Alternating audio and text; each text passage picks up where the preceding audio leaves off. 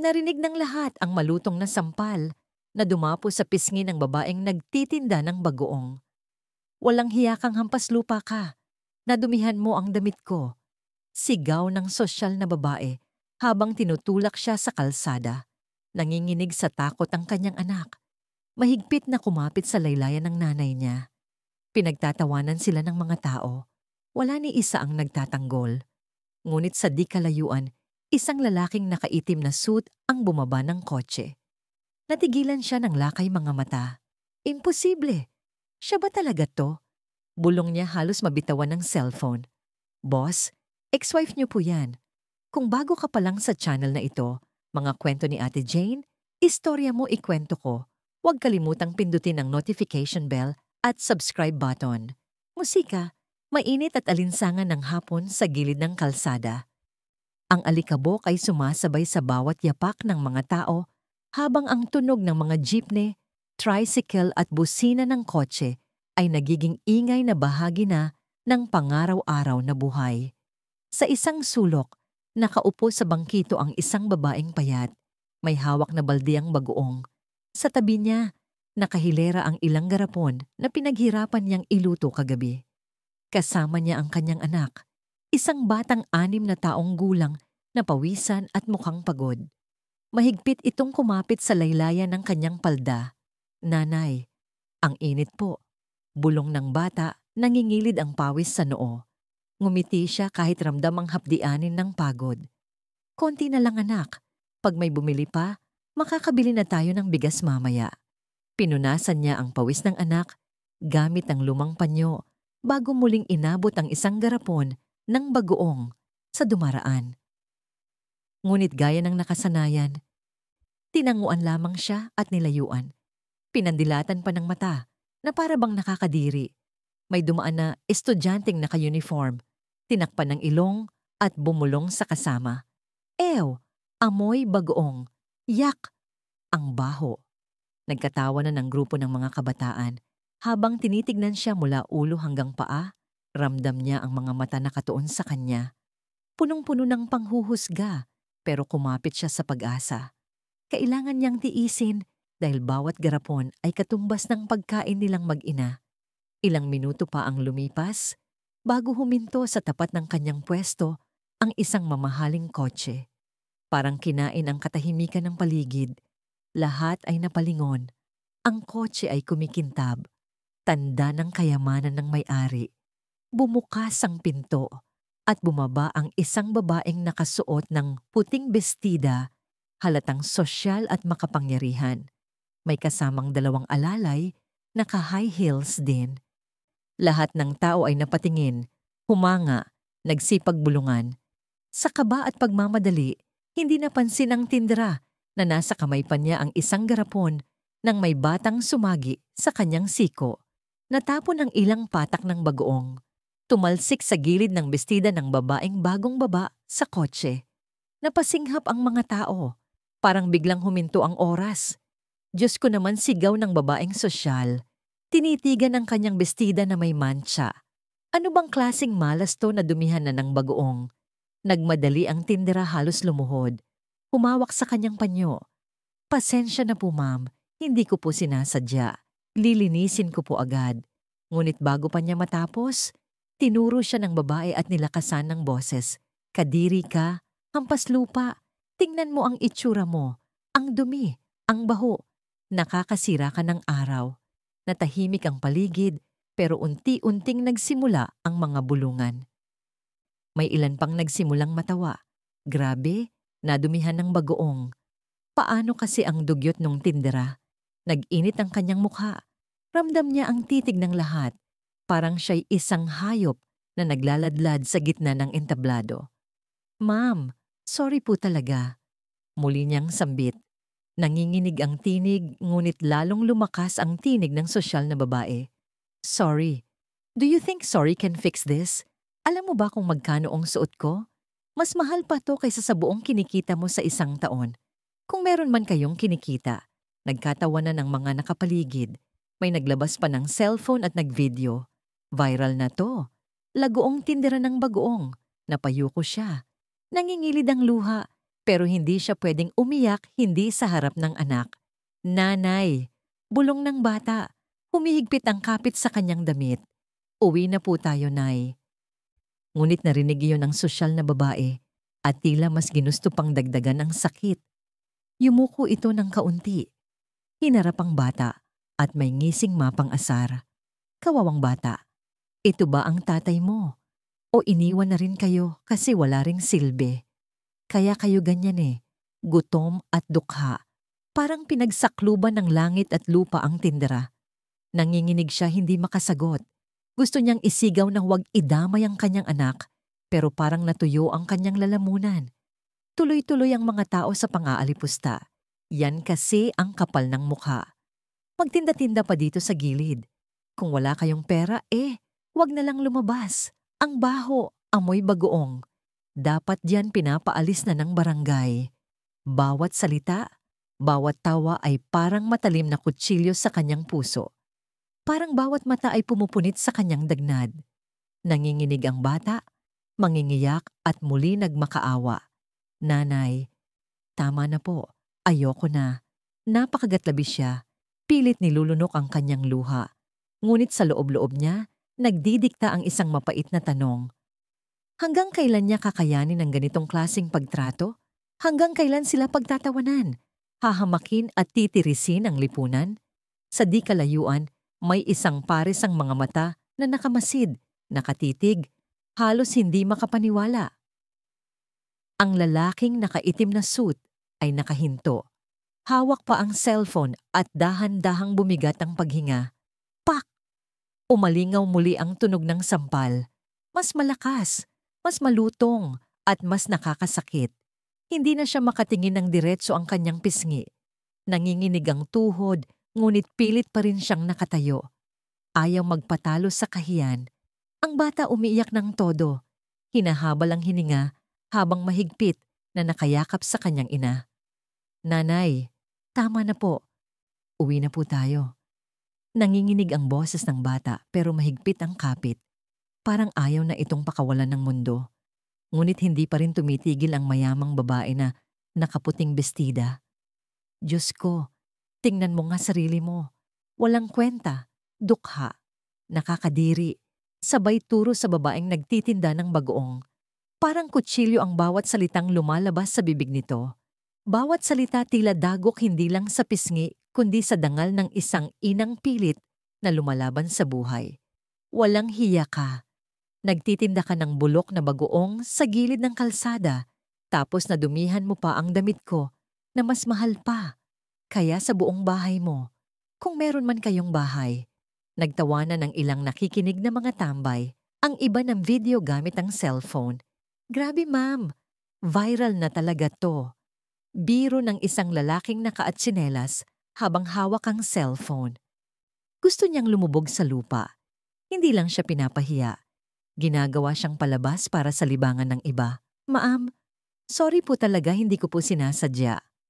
Nanginginig niyang sambit, pilit pa rin nagmamakaawa. Ngunit bago pa man siya matapos, muling umalingaw-ngaw ang sigaw ng babae. Tumahik ka, dukha ka. Wala kang karapatang lumapit sa mga tulad namin. Tingnan mo ang itsura mo. Gutom na gutom, gusgusin, laspag. Ang kapal ng mukha mong lumapit sa kotse ko. Humigpit lalo ang yakap ng bata. Nanay, wag mo na silang kausapin. Uwi na po tayo, nanay.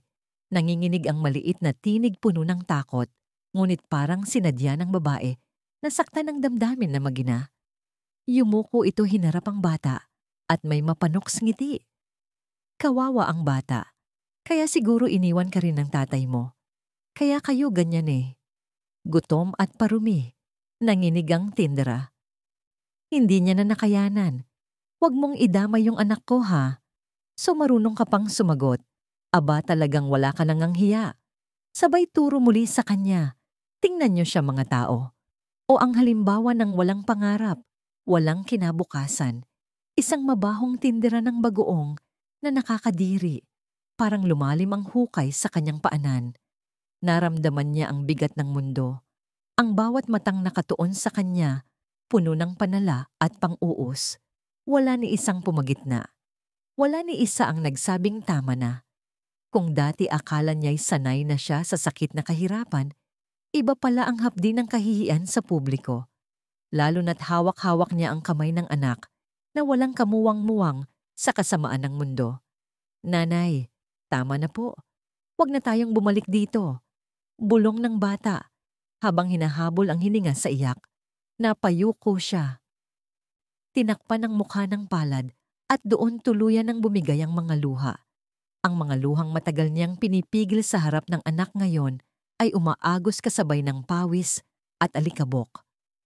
Ngunit sa likod na ang lahat ng ingay, tawanan at bulungan, may isang pares sa mga mata na hindi makapaniwala sa kanyang nasaksihan.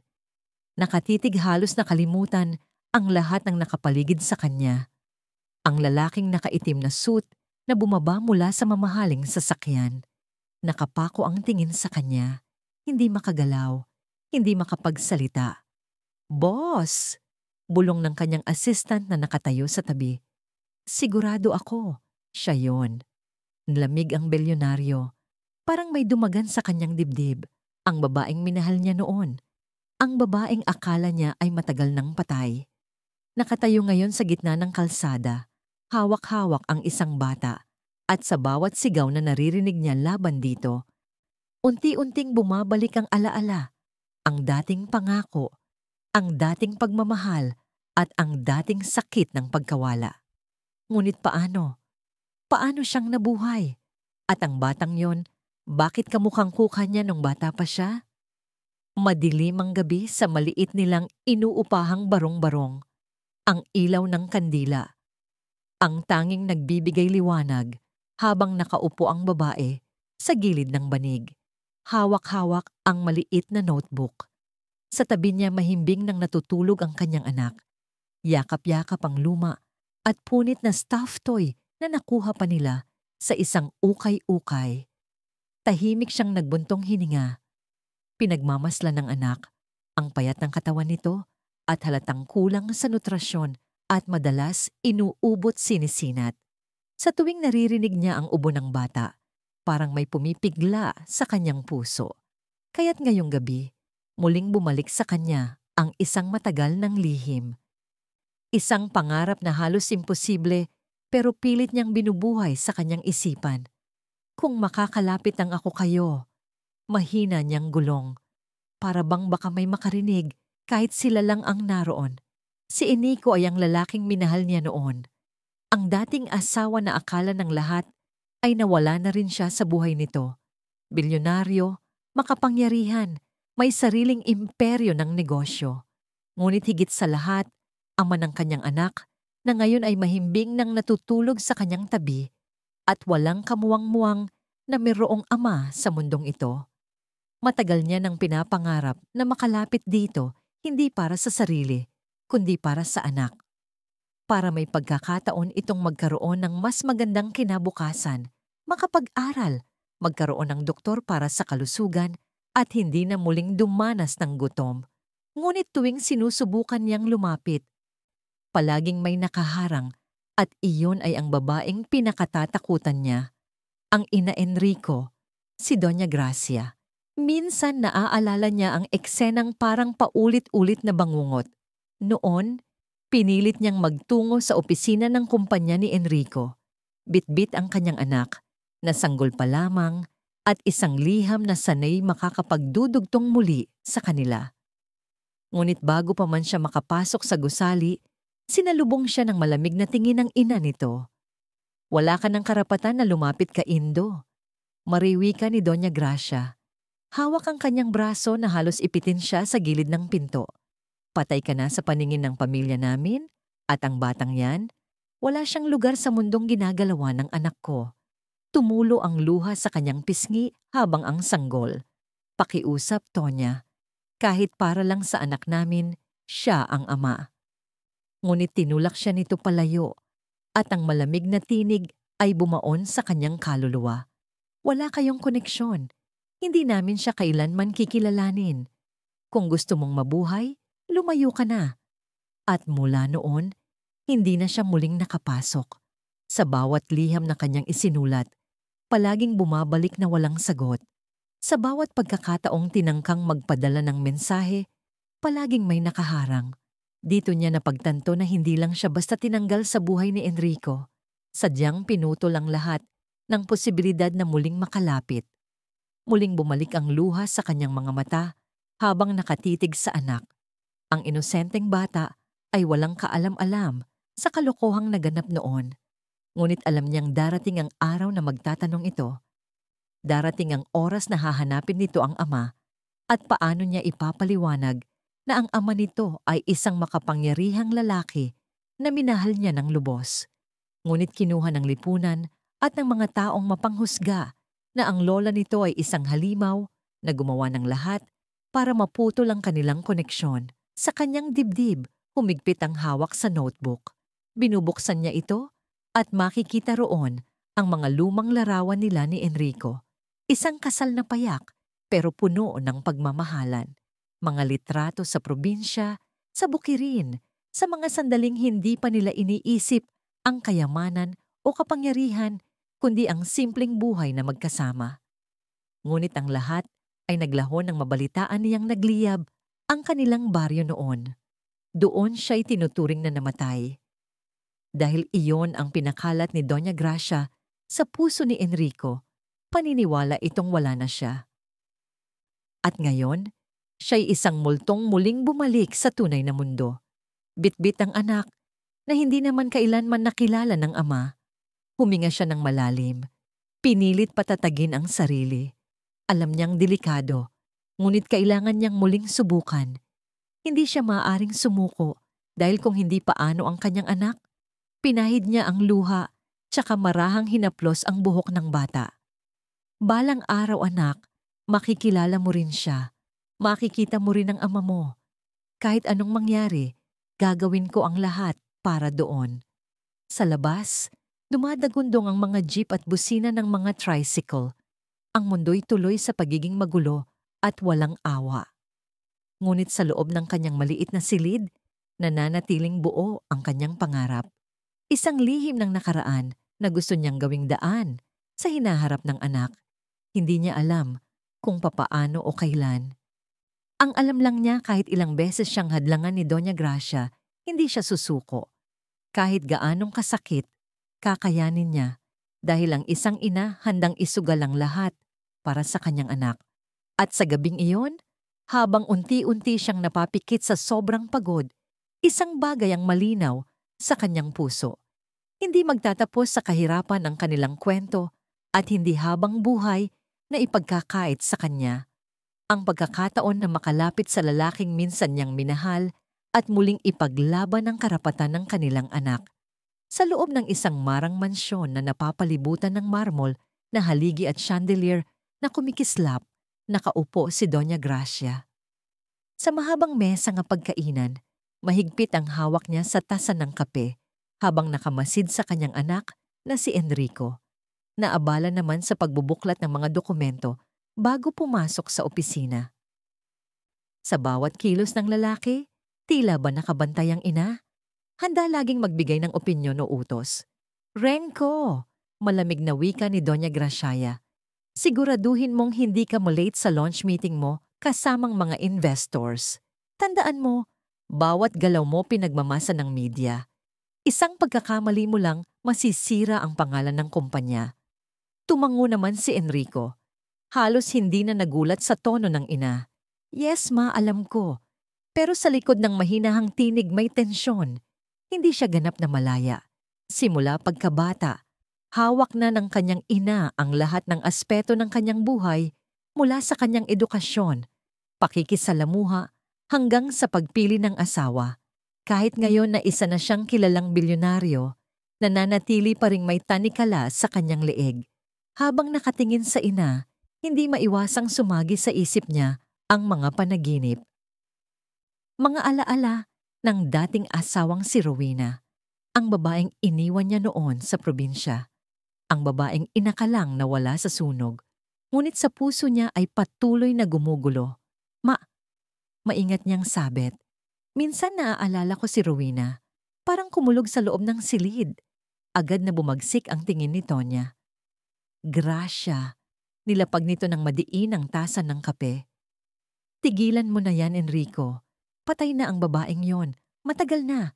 Wala nang saysayang pagbanggit ng pangalan niya. Napayo ko si Enrico. Hindi siya sanay na sinisigawan, pero kilala niya ang ina.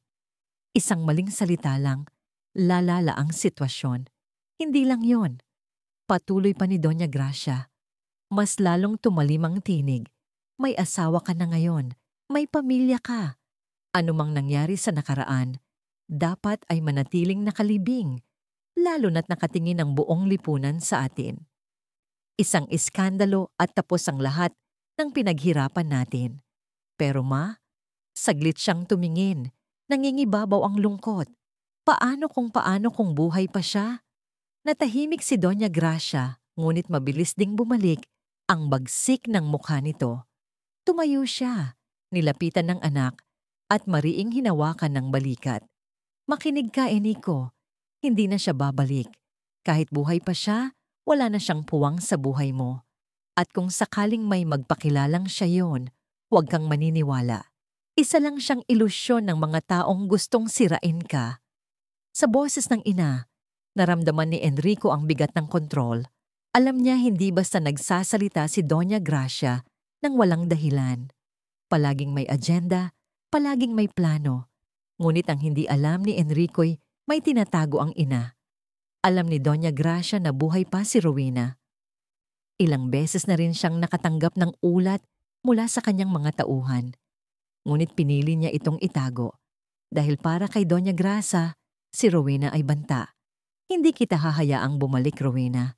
Hindi ko hahayaang maagaw mo ulit ang anak ko.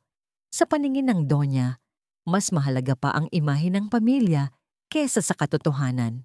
Mas mabuting ang akalain ng lahat na patay na nga si Rowena kesa malaman ng publiko na iniwan ng kanyang anak ang tunay na asawa at may batang bunga ng kanilang pagmamahalan dahil alam niya kapag lumabas ang katotohanan, posibleng bumalik si Enrico sa unang pag-ibig nito at iyon ang bagay na pinakatatakot siya. Malamlam ang ilaw ng poste sa gilid ng eskinita. Nakaupo si Rowena sa maliit na langhapag, nagawa sa kahoy. Hawak ang isang lumang notebook kung saan nakasulat ang mga plano at listahan ng mga gastusin. Sa tabi ng mesa, mahimbing nang natutulog ang anak niyang si Rira, nakayakap sa manipis na kumot. Pinagmasdan ni Rowena ang payat na katawan ng bata at doon siya muling tinamaan ng pangamba. Sa bawat araw na lumilipas, palala ng palala ang pag-ubo ng kanyang anak. Wala siyang sapat na pera para dalhin ito sa doktor, kaya't ang kaya lang niya ay ang halamang gamot na hinihingi niya sa kapitbahay. Hinaplos niya ang buhok ng bata. Pilit na pinapakalma ang sarili. Anak, pasensya ka na ha. Bulong niya. Halos pabulong na nakikipag-usap sa hangin. Kung kaya ko lang lumapit sa tatay mo nang walang humahadlang. Ngunit alam niyang imposibleng mangyari iyon. Ilang beses na niyang sinubukan. Ilang liham na ang kanyang isinulat. Ngunit bago pa man makarating kay Enrico, palaging nasa kamay na ito ni Doña Gracia at palaging naglalaho na parang usok. Sa puso ni Rena, gusto niyang ipasigaw sa mundo ang totoo. Nabuhay siya at may anak silang dalawa na Enrico. Ngunit pinipigilan siya ng konsensya dahil alam niyang kapag nalaman ng publiko isang iskandalo, ang sasabog. Masisira ang pangalan ng lalaki, pati na rin ang kumpanyang pinaghirapan nito. Kaya't pinili niya ang tahimik na landas. Masakit man, tiniis niyang itago ang lahat. Ang tunay na dahilan, ang dignidad ng kanyang anak. Ayaw niyang lumaki ito na pinagtatawanganan, sinasabihang anak sa labas, o kaya'y bunga ng isang iskandalong pilit tinatago ng lipunan. Sa gabi ng katahimikan, bumalik sa isip niya ang isang eksenang noong ngang nakaraang linggo. Nakita niya si Enrico sa isang lumang diaryo. May kasamang larawan, kasamang bagong asawa at kanilang anak. Nakasulat ang headline, Villarreal Empire, a family untouched by scandal. Napakagatlabis siya. Alam niyang siya ang bahaging tinanggal sa larawan, ang bahaging pilit na inililibing. Ngunit imbes na galit ang manaig, mas nangibabaw ang isang kakaibang damdamin. Pagtanggap. Kung doon ka masaya, Nico. Bulungiya at nakatingin sa dyaryo na inipit sa notebook. Hindi ka sisirain ang mundo mo. Hindi ko ipapamukha sa kanila na may nakaraan tayong hindi mo malilimutan. Ngunit sabay ng pagtanggap ay naroon ng sakit. Tuwing naiisip niyang wala man lang karapatan si Lyra na makilala ang tunay na ama, para bang hinihiwa ang kanyang puso, ngunit agad din niyang tinatapalan ng rason para kay Lyra din ito. Kung tatahimik siya, hindi mababahiran ng dungis ang pangalan ng anak. Doon niya muling naramdaman ang bigat ng pagiging ina, ang sakripisyo, ang tahimik na paglunok ng luha habang pinipiling huwag ilantad ang katotohanan kahit siya mismo'y nalulunod na sa pagdurusa. Kinabukasan, nagising si Lyra ng maaga. Lumapit ito sa kanya habang siya'y naglalako ng bagoong sa garapon. "Nay," tanong ng bata. Inosente ang mga mata. "Bakit po wala tayong tatay?" Parang tinusok naman ng libong karayom ang dibdib ni Rowena. Natigilan siya halos hindi makasagot. "Anak," ngumiti siya kahit nangingilid ang luha. "Nasa malayo ang tatay mo, pero mahal ka niya kahit hindi mo siya kasama." Ngumiti si Lia at walang halong pagdududa. "Ganun po ba? Okay lang, Nay. Basta kasama kita. Masaya na ako." At doon tuluyang bumagsak ang luha ni Rowena ng palihim. Minsan sa gabi napapaisip siya, ano kaya kung ibunyag niya ang lahat? Ano kaya kung lumapit siya kay Eniko at ipagsigawan na anak nito, si Lyra? Siguro'y magkakaroon sila ng mas magandang buhay, masarap na pagkain, magandang bahay at doktor na mag-aalaga sa anak. Ngunit sa kabilang banda, iniisip niya ang kahihinatnan, ang kahihiya na pwedeng sumabog sa lipunan. Ang galit ni Doña Grasa, ang mas malaking gulong maaaring bumalot kayo. At kapag nangyari yon, baka si Lyra ang pinakamagdurusa, kaya't mas pinili niya ang manahimik. "Balang araw, anak." Bulong niya habang nakayakap sa bata bago matulog. "Balang araw, mararamdaman mo rin ang lahat ng ginawa ko. Lahat ng sakit na tiniko ay para sa'yo. Para hindi ka lumaking pasan ng bigat ng aking nakaraan." Sa dilim ng gabi, tanging mga hikbi ni Rowena ang narinig.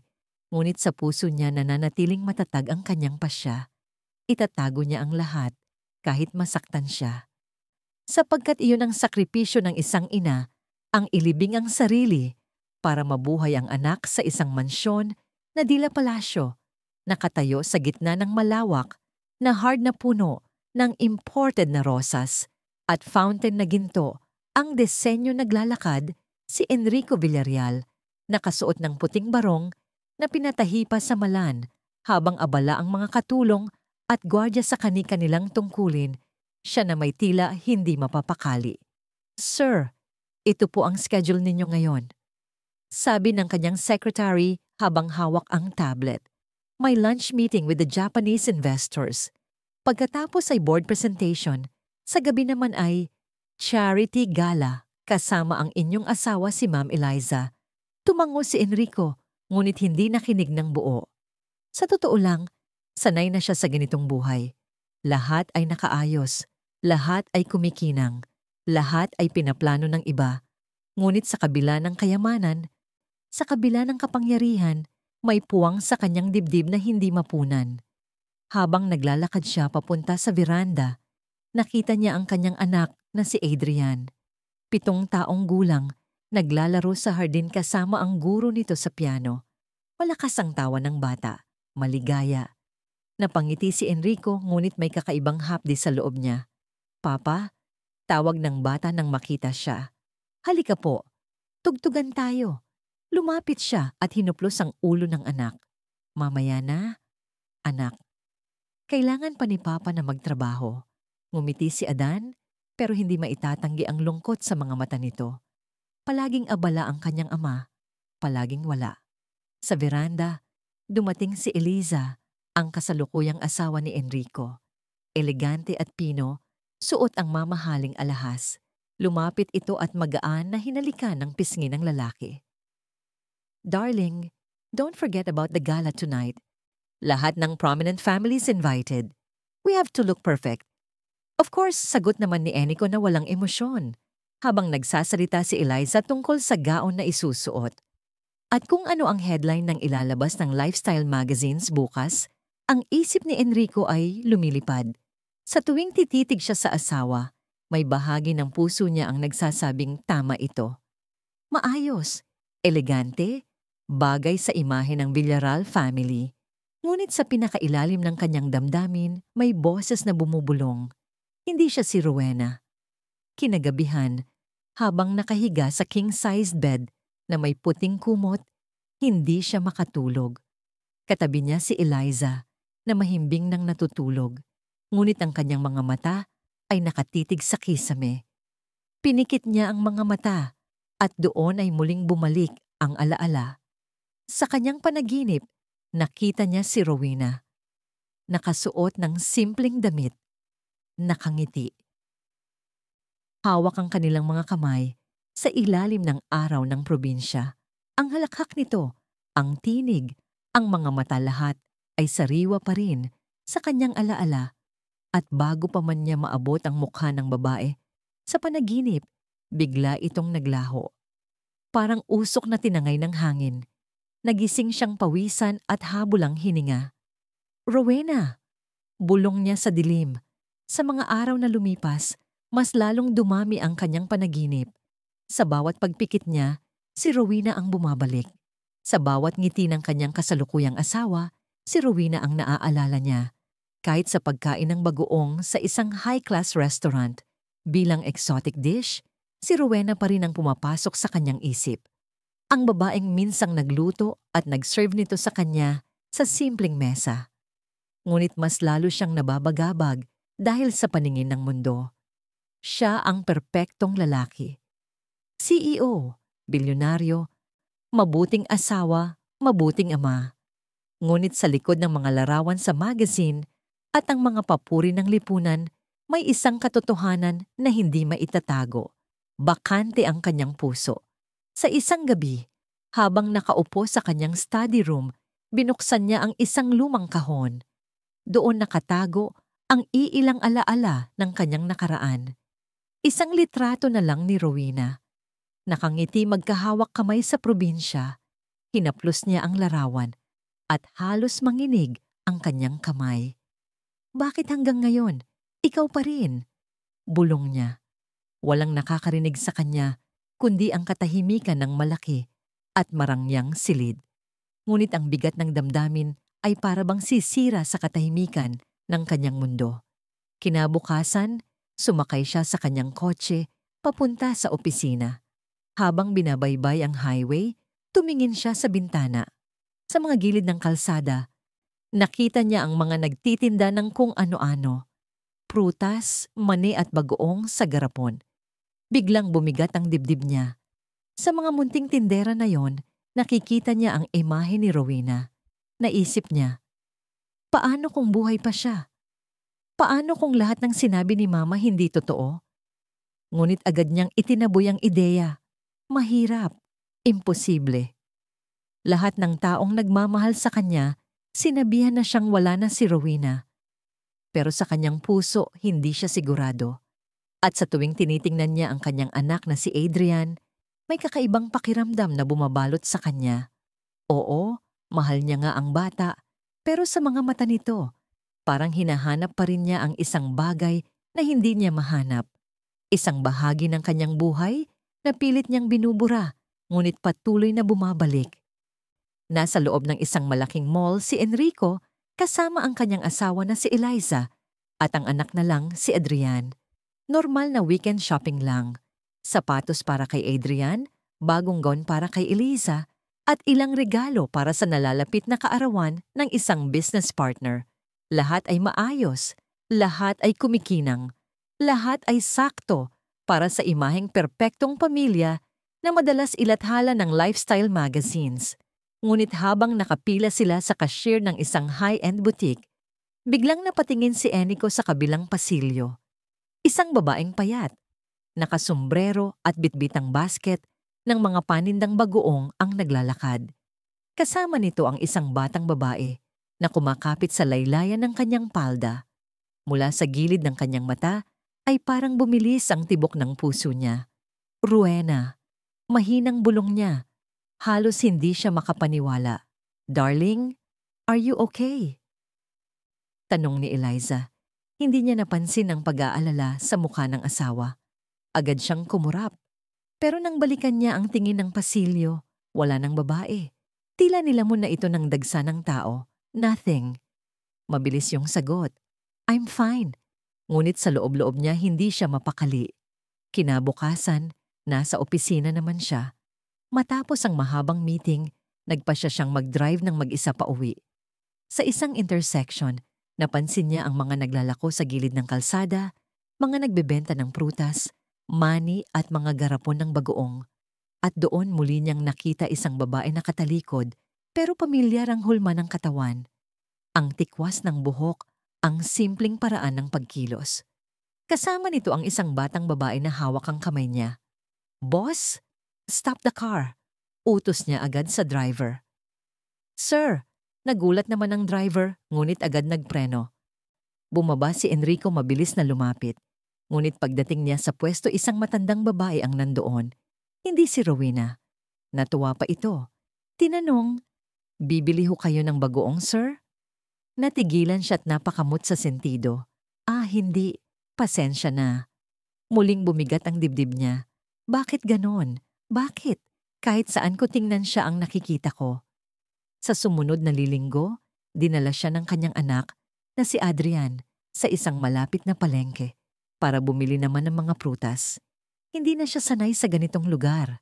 Masyadong masikip, masyadong maingay, at hindi bagay sa imahe ng isang bilaryal.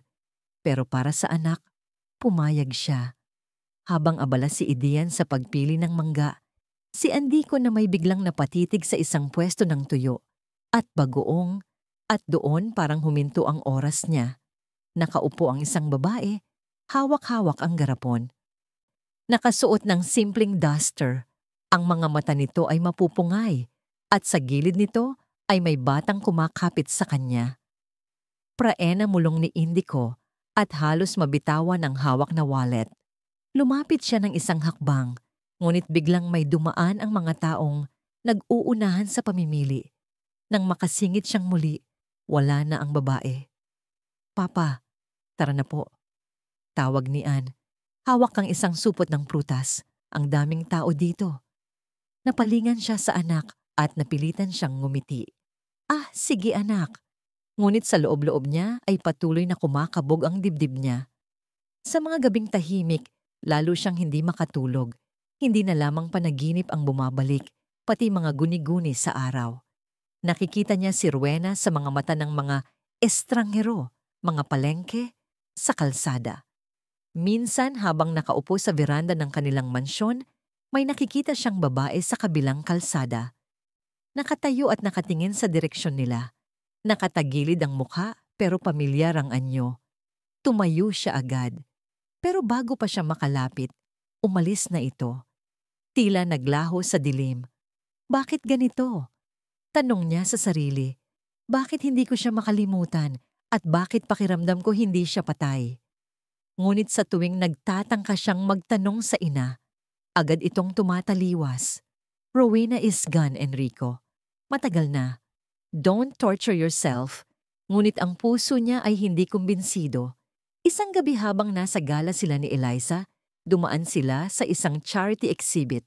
May painting ng isang babae na nagtitinda sa palengke. Payat, nakayuko, may dalang bata. Hindi ito obra na gawa ng isang kilalang artist.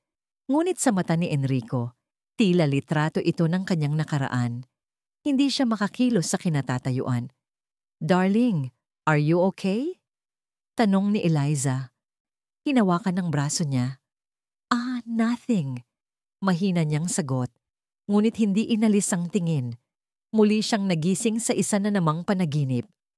Nandoon si Rena nakatingin sa kanya. May luha sa mata. Sa likod nito ay may batang babae na hawak-hawak ang kanyang kamay. Ngunit bago pa man siya makalapit, biglang sumiklab ang apoy at muli silang nawala. Nagising siya. Pawisan, hinahabol ang hininga. kung guni-guni lang to, bakit parang totoo? Bulong niya at nakatingin sa dilim ng kanyang silid. At doon, unti-unting pumasok sa kanyang isipan ang isang ideya na kinatatakutan niya. Baka buhay pa nga si Rowena. Mag-isa si Eniko sa kanyang opisina ng gabing yon, tapos na ang lahat ng meeting. Tahimik na ang buong gusali. Tanging ilaw ng desk lamp ang nagliliwanag. Nakatingin siya sa salamin ng kanyang opisina. Tanawang city lights na kumikislap sa labas. Ngunit sa halip na kasalukuyan ang iniisip niya, bumabalik ang alaala sa nakaraan. Mga alaala na pilit niyang nilibing ngunit patuloy na bumabalik. Rena. Siya ang babaeng minahal niya ng higit pa sa kayamanan. Simula pa lang, magkaiba na ang mundo nila. Si Rena ay ang anak ng isang simpleng magsasaka. Samantalang siya ay pinalaki ng isang mayamang pamilya. Ngunit nang makita sila sa probinsya, nagbago ang lahat. Naaalala pa niya ang unang gabi na umupo silang dalawa sa ilalim ng puno ng mangga habang pinagmamaslan ng mga bituin. Hindi ko kailangan ng kayamanan ko. Sabi ni Rowena noon, nakangiting nakatingin sa langit. Masaya na ako basta kasama kita at si Mama. Wala na akong ibang hihilingin. Ngunit si Indico ay punong-puno ng pangarap. Gusto niyang dalhin si Rowena sa Maynila. Ipamuhay ito ng marangya. Ipakilala sa lipunang kinabibilangan niya, ngunit tumanggi ang babae. Hindi ko kayang iwan si Mama. Mariing sagot naman ni Rowena noon, halos maluha. Sa mga natitirang pamilya ko, kung aalis ako, sino mag-aalaga sa kanya? Dito na nagsimula ang banggaan ng kanilang pagmamahalan at tungkulin. Sa puso ni Enrico, gusto niyang isama si Rowena sa lahat ng laban niya sa buhay. Ngunit sa isip niya, kailangan din niyang sundin ang kagustuhan ng kanyang ina. Si Doña Gracia natutol sa relasyon nila. Hindi siya bagay sa Enrico. Mari, sabi ng Donya noon, kung pipilitin mo ikaw rin ang mawawasak, naging mahirap ang lahat. Dumating ang mga araw na laging may tampuhan. Si Enrico gustong sumulong sa Maynila. Samantalang si Rowena gusto namang manatili sa probinsya para alagaan ang kanyang ina. Hanggang sa dumating nga ang araw na yon, si Enrico ay nasa Maynila para sa isang business meeting nang tawagan siya ng isa sa kanilang tauhan. Sir, may sunog po sa baryo ng San Felipe. Sunog? Halos mabitawan niyang telepono. Si Rowena. Nandoon si Rowena. Kinabahan siya. Agad na tumawag muli, ngunit walang sumasagot. Lumipas ang ilang oras, saka siya nakatanggap ng balita. Sir, pasensya na po. Wala na si Ma'am Rowena. Natagpuan siya sa loob ng nasunog na bahay kasama ng kanyang ina. Parang bumuho ang mundo ni Andy ko sa narinig. Hindi siya makapaniwala. Tumakbo siya pabalik sa probinsya. Halos baliw sa kaba. Ngunit pagdating niya roon, abo na lang ang natira. Sa harap niya ay isang kabaong na may takip. Sinabihang si Rowena raw yon. Napaupo siya sa gilid ng kalsada. Hawak ang kanyang ulo. Humikbi ng walang tunog. Bakit? Bakit hindi malakit ang nasilayan sa huling sandali? Bulong niya. Bakit hindi ako nakabalik agad? Kasalanan ko ito. Simula noon, dinala niya na ang bigat ng pagkakasala. Sa tuwing naiisip niya, lagi niyang sinisisi ang sarili na kung hindi siya lumayo, kung hindi niya pinilit na pumunta sa Maynila, baka kasama pa rin niya si Rowena. Sa kasalukuyan, nakasandal siya sa kanyang civil chair, muling nilalaro ng alaala. Paulit-ulit na tanong ang bumabalik. Bakit gan kalinaw pa rin ang lahat? Bakit sa bawat panaginip at guni-guni ko si Rowena ang bumabalik? Pinikit niya ang mata at naalala ang huling pag-uusap nila bago ang malagim na balita. Hindi ko wika ni Rowena noon hawak ang kanyang kamay. Kung sakali mang may mangyari sa akin, gusto kong mangako ka. Huwag mong kakalimutan ang pagmamahala natin. Akala niya ay simpleng salita lang yon ng isang babaeng ayaw lumayo. Ngunit ngayon, parang propesiya. Huminga ng malalim si Enrico. Tumayo siya at nilapitan ng maliit na drawer kung saan niya tinago ang mga lumang alaala. Doon niya muling binuksan ang sobre matagal niya nang tinago. Ang death certificate na pinirmahan noon na nagsasabing si Rowena ay nasawi sa sunog. Hinawakan niya ito. Nanginginig ang mga kamay, ngunit sa puso niya may bumabalik na alinlangan. Kung patay na siya, bakit hanggang ngayon? Ramdam kong buhay pa rin siya. Sa labas ng opisina nakatanaw si Doña Gracia sa koridor. Tahimik ngunit mapaninlang ang titig. Matagal niya nang alam na hindi tuluyang nawala si Rowena. Ngunit kailanman ay hindi niya to ipapaalam sa anak.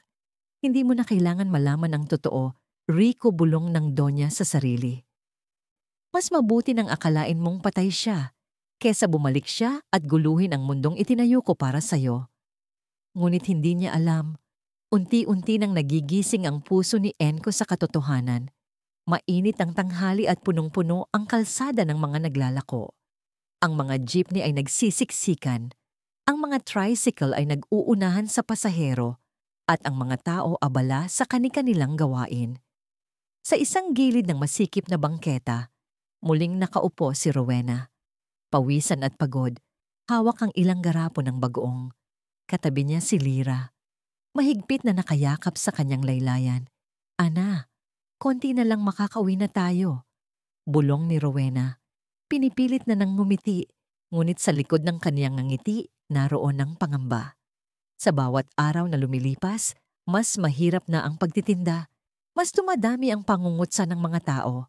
Ngunit wala naman siyang pagpipilian. Kailangan niyang itaguyod ang anak. Ngunit sa araw na yon, isang insidente ang muling magbabago ng lahat. Isang mamahaling kotse ang huminto sa harap ng bangketa. Bumaba mula rito ang isang sosyal na babae. Nakasuot ng mamahaling puting bestida at may kasamang 2 alalay. Parang eksena mula sa ibang mundo. Habang pinagmamasan siya ng mga tao, ay naglakad ang babae papunta sa tindahan sa kabilang kalsada. At sa kasawiang palad, sa pagmamadali ni Rowena na ayusin ang kanyang mga paninda. Natabig ng isang dumaraan ng garapon sa kanyang kamay. Tumilapon ng ilang patak ng bagoong. Tumama ito mismo sa puting damit ng babae. Diyos ko, malakas na sigaw ng sosyal na babae. Nadumihan ng bagoong ang bestida ko. Nagmadali si Rowena. Halos lumuhod, hawak ang paniyo. Pasensya na po, hindi ko po sinasadya. Lilinisin ko agad. Ngunit bago pa siya makapagsalita ng buo, biglang dumagundong ang tinig ng babae. Kadiri ka, hampas lupa. Tingnan niyo naman, ang baho na nga ng paninda niya. Nakakasira talaga ng araw. Nagtilian at nagtawanan ng ilang mga nanonood. May mga kumuha pa ng cellphone, nagsimula ng mag-video. Ang ilan ay nagbubulong-bulungan. Grabe na dumuhan ng bagoong. Pang-viral na talaga to. Namulang mukha ni Rena. Nanginginig ang kanyang mga kamay. Pasensya na po talaga. Ngunit hindi tumigil ang sosyal na babae. Lumapit pa ito at mari itinuro siya. Tuka. Wala kang karapatang lumapit sa mga katulad namin. Tingnan mo nga ang itsura mo. Gusgusin, laspag at walang kwenta. Kung ako ang barangay captain dito, matagal na kitang pinaalis. Naiyak si Lyra. Hinawakan ng kamay ng ina. Nanay, uwi na po tayo. Bulong nito. Nanginginig ang boses. Hinaplos ni Rowena ang buhok ng anak. Pilit pinapakalma. Ngunit sa loob niya parang gumuho ang lahat. Ang kahihiyan, ang panlalait, at ang awa ng mga tao. Lahat ay nagsisiksikan sa kanyang dibdi. At sa mismong sandaling yon, isang itim naman na luxury car huminto sa kabilang kalsada. Bumaba mula rito ang isang lalaking nakaitim na suit, matikas at agad na nakatawag ng pansin. Siya ay si Enrico Villarreal. Kasama niya ang kanyang assistant na nakatingin din sa gulo. Sa una siyang pakialam.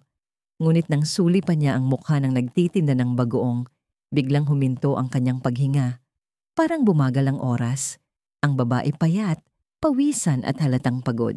Ngunit sa likod ng hirap, kitang-kita niya ang mga mata. Mga matang minahal niya noon, mga matang inakalang wala na. Boss, nanginginig na sabot ng kanyang assistant. Yung babaeng sinampal sa kalsada dahil nagtitinda ng bagoong bitbitang anak. Kamukha ng ex-wife ninyo. Napatigil si Indicott hindi makakilos. Parang kinuryente ang buong katawan niya. Imposible. Rowena, pinilit niyang lumapit ng kaunti. Hindi siya makapaniwala sa kanyang nakikita. Habang lumalapit siya, mas lalo niyang nakikita ang bawat detalye ng mukha ng babae. Hindi siya maaring magkamali. Si Rowena, buhay siya. Nanlaki naman ang mga mata ni Rowena nang mapansin ang lalaking nakatingin sa kanya mula sa di kalayuan. Halos matigilan siya. Muntik nang mabitawan ng garapon. Hindi siya maaaring magkamali. Si Enrico. Ayon. Nanay. Tanong pa ni Lyra, napansin ang biglang pagkatulala ng ina. Sino po yun? Napalingalinga si Rowena. Nanginginig ang labi. Wala. Wala yun. Ngunit sa loob niya, para siyang binabayo ng libo-libong alaala. Ang sosyal na babae patuloy pa rin sa pangiinsulto. Dapat talaga pinapaalis ang mga tulad mo dito. Nakakasira ka sa imahe ng kalsada at yangang anak mo. Kung anong ina, ganun din ang magiging anak. Wala kayong mararating. Napaluha si Rowena. Niyakap si Lyra ng mahigpit. Ngunit sa kanyang gilid na paningin, hindi pa rin niya ang titig ni Enrico. At sa puso ng bilyonaryo, isang bagay ang malinaw. Ang babaeng matagal niyang iniiyakan. Ang babaeng inakala niyang namatay sa sunog. Ang babaeng minahal niya ng lubos. Narito ngayon. Buhay at may kasamang batang babae. At sa likod lahat ng tanong na pumapasok sa isip niya, isa lang nagpaikot sa kanyang damdamin. Bakit hindi niya sinabi? Nagkagulo pa rin sa bangketa. Ang sosyal na babae ay hindi pa rin tumitigil sa pangi-insulto kay Rowena, habang ang mga tao naman sa paligid ay natutuwa sa eksena. Para bang isang libreng palabas na pangalew, may ilan pa ang nagvi-video sabik na i-upload sa social media. Si Rowena ay nanginginig. Yakap-yakap si Dira na patuloy na umiiyak. Halos hindi niya na maramdaman ang kanyang mukha sa dami ng insultong narinig. Sa puso niya gusto niya nang lumubog sa lupa, mawala sa lahat ng mata. Ngunit sa kabilang panig ng kalsada, nanatiling nakapako ang tingin ni Enrico Villarreal sa kanila. Hindi niya na kayang tiisin sa bawat sigaw ng sosyal na babae. Sa bawat pagluha ni Rowena, mas lalo siyang nag-aalab. Boss, tanong ng kanyang assistant, baka saan ka ba? Ano pong gagawin natin? Hindi sumagot si Enrico. Dahan-dahan siyang humakbang, lumapit sa gitna ng kalsada. Ang mga mata niya ay nag-aapoy, puno ng emosyon at hindi mapigilan ang pagkabigla. Hindi niya naalintana ang tingin ng mga tao at sa gitna ng lahat ng ingay, malakas at mariin niyang sinabi, bilhin ng buong kalsada. Biglang natahimik ang buong paligid, napalingon ang lahat. Ang sosyal na babae ay nagulat. Napatigil sa pagsasalita. Ang mga taong nanonood, napakunot ang noo at nagtaka. Sino bang lalaking to na may tapang na sumigaw ng ganon? Ngunit ang makilala nila, unti-unting kumalat ang bulungan. Si Enrico Villarreal yan yung bilyonaryo. Hala, ba't nandito siya? Muling sumigaw si Enrico ng mas mariin, mas puno ng galit. Itaas ang mag-ina ko. Natigilan si Rowena. Halos hindi siya makahinga sa narinig. Mag-ina. Ang mga salitang yon ay tumago sa kanyang puso. Parang sagot sa lahat ng panalangin na matagal niya nang inilihim. Ngunit kasabay ng ginawa ay naroon ang takot.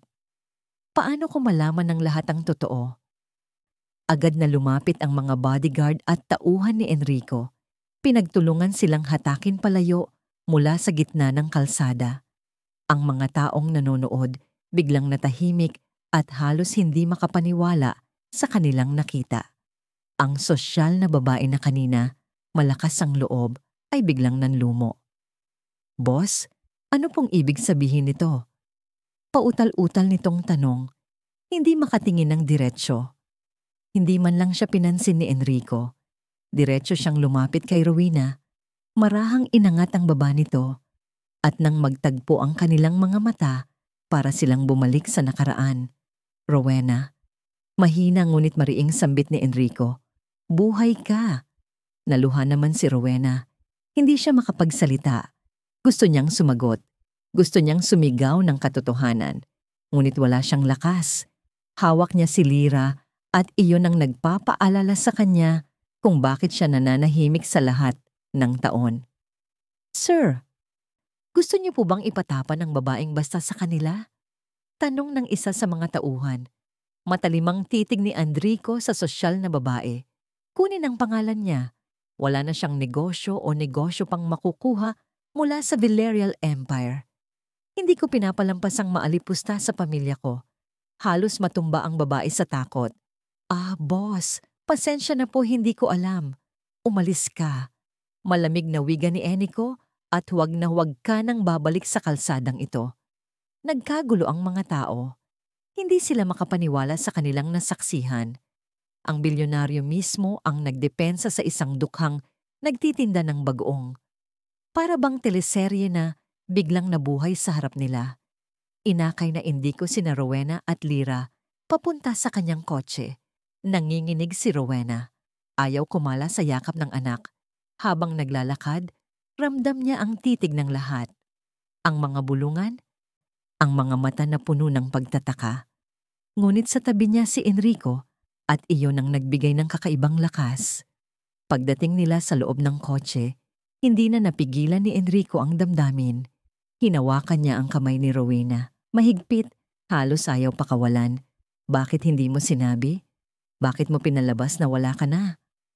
Umiling si Rowena at nangingilid ang luha. "Hindi ko ginusto, Enrico. Pinilit akong lumayo. Pinilit akong magtago. Ngunit bakit?" Sigaw niya na halos mabasag ang boses. "Alam mo ba kung ilang taon kitang pinanghinayangan? Araw-araw iniisip kong kasalanan ko lahat na hindi kita nailigtas sa sunog na yon." Napaiyak si Rowena. Niyakap si Lyra ng mahigpit. "Ginawa ko lang to para sa kanya. Para sa anak natin. Ayoko masira ang pangalan mo. Ayoko masira ang kinabukasan niya." Napatitig si Enrico kay Lyra. Sa unang pagkakataon, tiningnan niya ng mabuti ang bata at doon niya nakita ang kanyang sariling mga mata. Ang kanyang mangiti noong bata pa siya. Naki ang mga mata niya. "Diyos ko, siya ba?" Hindi naman nakasagot si Rowena. Ngunit sa katahimikan, sapat na ang lahat. Habang muling umuusad ang kotse, muling sumulyap si Enliga sa labas. Ang kalsadang kanina puno ng ingay at pang-aalipusta, kay tila isa ng lugar ng pagbabagong buhay. At sa kanyang isip, malinaw ang pasya. "Hindi ko nahahayaang muli silang apihin. Ngayon alam kong buhay si Rowena at may anak kami at gagawin ko ang lahat para protektahan sila." Ilang araw matapos ang iskandalong nangyari sa kalsada, naging laman ng bulungan ng pangyayari. Ang ilang nakakita ay nag-upload ng video sa social media, ngunit mabilis na pinatahimik ng mga tao ni Enrico Varrial. Ang mga balitang dapat sanay na sumabog ay biglang nawala, tila sinapawan ng impluwensya at kapangyarihan ng bilyonaryo. Sa isang maliit na inuupahang kwarto sa isang tagong eskinita, nakaupo si Rowena habang nakatingin sa anak niyang si Lyra na masaya namang naglalaro ng papel na manika. Sa kabila ng kahirapan, ramdam niya ang gaan ng dibdib. Dahil sa unang pagkakataon, muling nakita siya ni Enrico. Ngunit kasabay ng saya ay takot. Paano ko malaman ang kanyang ina si Doña Gurcia? At paano ko masangkot si Enrico sa gulo? Habang iniisip niya ang lahat ng ito, ay may kumatok 3 beses. Maingat, halos pabulong agad siyang nataranta. "Sino yan?" tanong niya at mahigpit na niyakap si Dira. "Rowena, ako ito." Nanlaki ang kanyang mga mata. Kilalang kilala niya ang tinik. Binuksan niya ang pinto at doon nakita si Enrico. Nakasuot ng simpleng jacket at cap para hindi makilala ng mga tao. "Indko!" Mahina niyang sambit. Halong gulat at kaba. Pumasok naman agad ang lalaki, sinigurong walang makakakita. At nang pagkapasok niya, parang bumalik ang lahat ng alaala.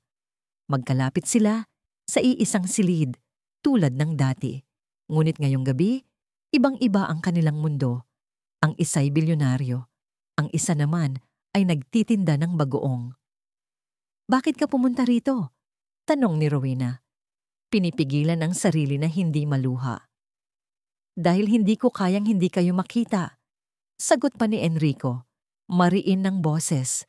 Akala ko matagal ka ng patay at ngayong alam kong buhay ka, hindi ko hahayaang muli kang mawala. Lumapit siya kay Lyra at marahang lumuhod. Tinitigan niya ang bata na noon ay nakatingin din sa kanya na puno ng pagtataka. Anak! Mahina niyang bulong, ngunit naputol kaagad. Hindi pa siya sigurado kung paanong sisimulan, kaya ngumiti na lamang siya. Kamusta ka? Umiling si Lyra. Kumapit sa kamay ng ina.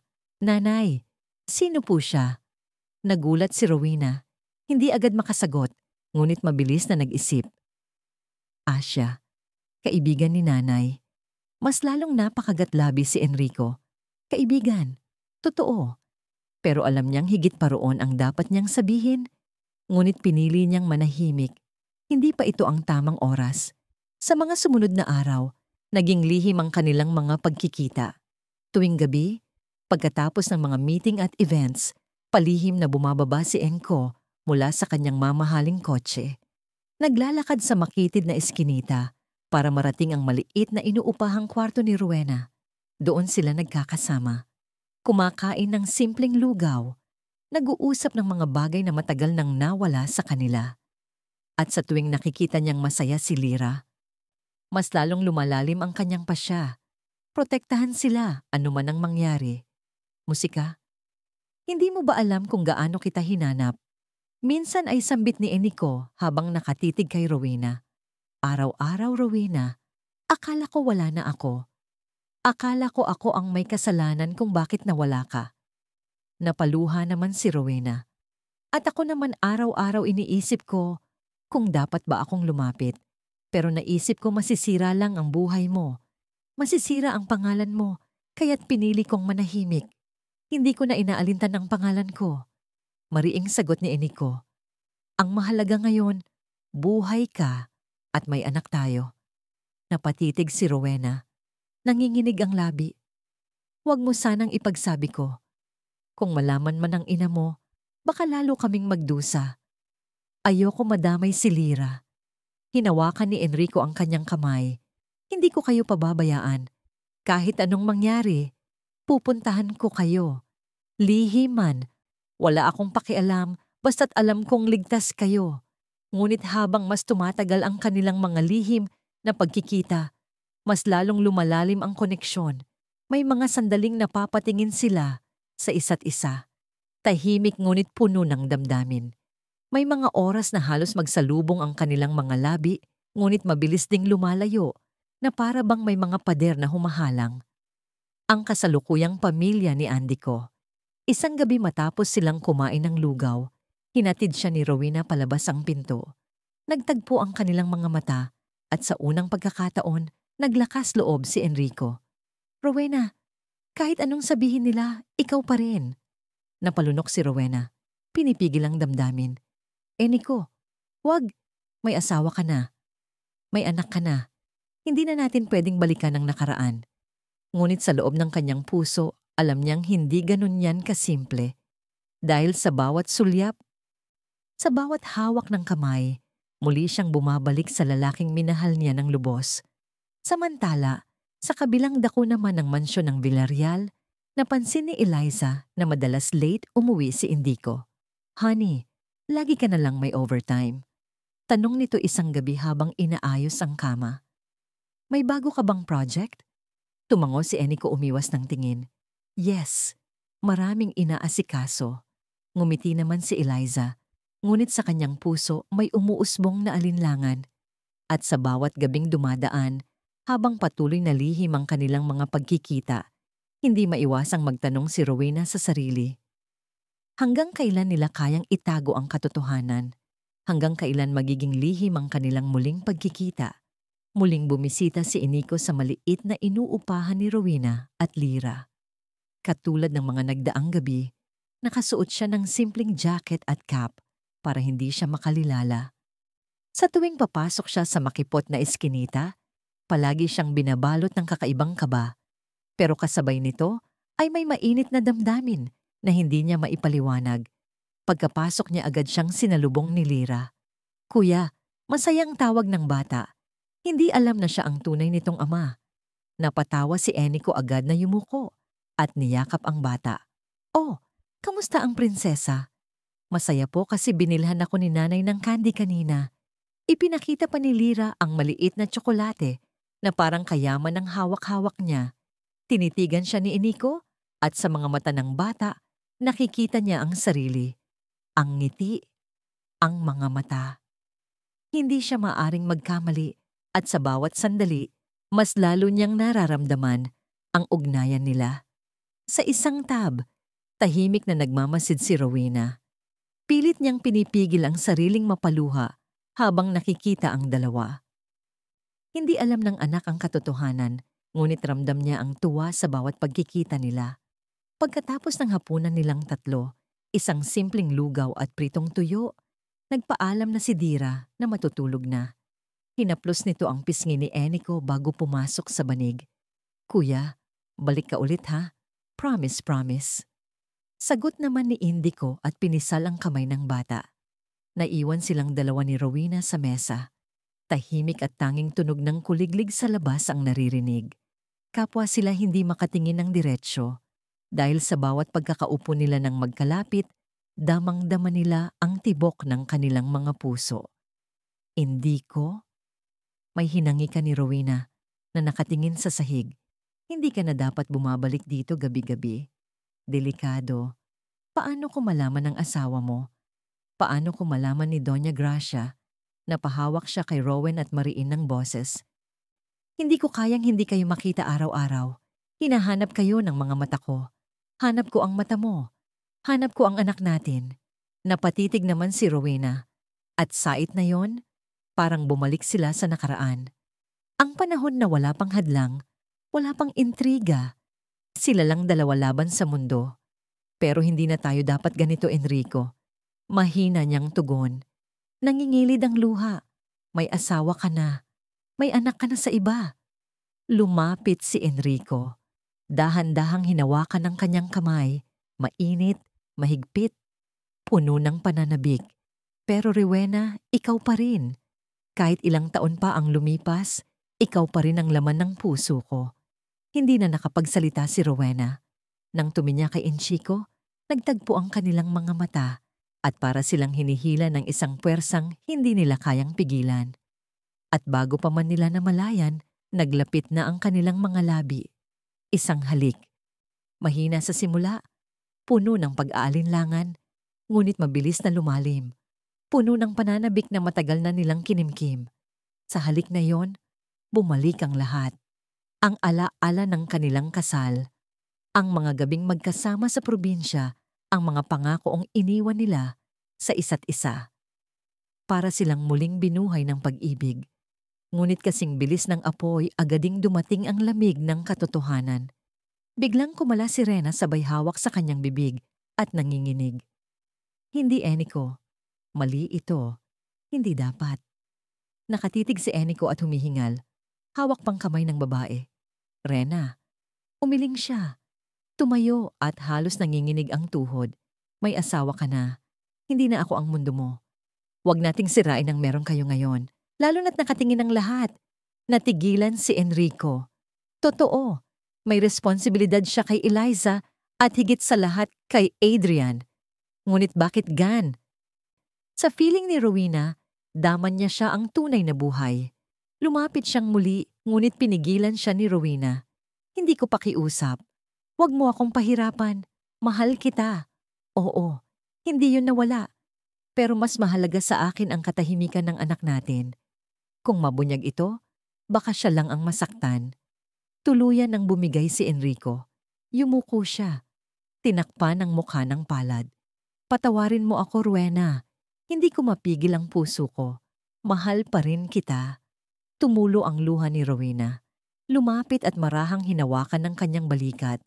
Mahal din kita, Indico. Pero hindi ito ang tamang oras. Hindi ito ang tamang paraan. Sandaling nagyakapan sila. Mahigpit puno ng pangungulila, ngunit alam nilang hindi iyon maaring magtagal. Sa labas dumaan ang iilang kapitbahay. Hindi alam ang nagaganap sa loob ng maliit na silid. Ang mundo ay tuloy sa kanyang ingay. Ngunit sa loob, dalawang pusong muling nagtagpo ang patuloy na lumalaban sa pagitan ng pag-ibig at tungkulin. At sa gabing iyon, nang umalis si Enrico, ay pareho silang may mabigat na dalahin. Si Rowena ang takot na baka madamay ang anak nila. Si Enco ang guilt na bumabalot sa kanya sa pagitan ng dalawang pamilya. Ngunit sa kabila ng lahat, isang bagay ang malinaw. Hindi kayang talunin ang panahon at distansya ang pag-ibig na minsan ay kanila. Sa loob ng marang mansyon ng mga Villarreal, tahimik ang gabi. Ang mga ilaw ng chandelier ay kumikislap.